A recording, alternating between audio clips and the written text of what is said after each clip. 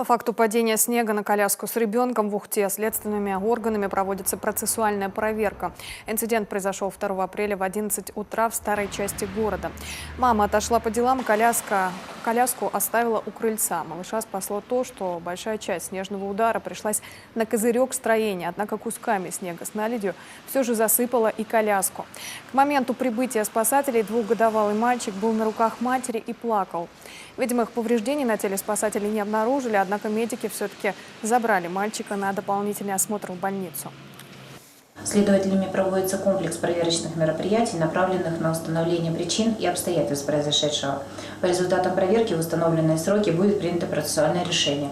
В этой связи Следственное управление разъясняет, что должностные лица управляющих компаний, ответственные за безопасность эксплуатации зданий и сооружений, могут быть привлечены к уголовной ответственности в случае непринятия мер по предотвращению травмирования граждан в результате падения снега и льда с эксплуатируемых объектов.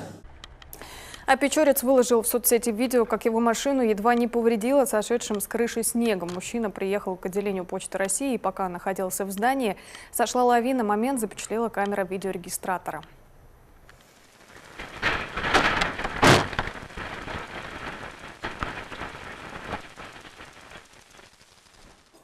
Сама машина не пострадала, зато досталась зданию, у крыльца сильно повредила обшивку.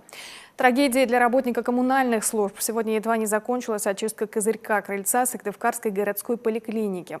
Лавина здесь сошла в тот момент, когда пациенты только подходили к зданию. Они и оказали первую помощь мужчине.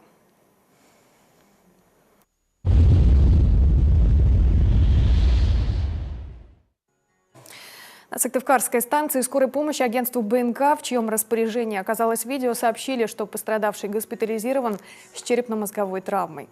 Тем временем в Сысольском районе из-за заваленной сошедшим снегом двери на улицу не могла выбраться 80-летняя труженица тыла. Обнаружила ее родственница.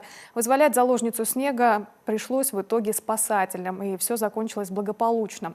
Спасатели отмечают резкое потепление. Основная проблема – так отряды ведомства уже второй день активно помогают убирать крыши детским социальным учреждениям, где наблюдается угроза схода снега.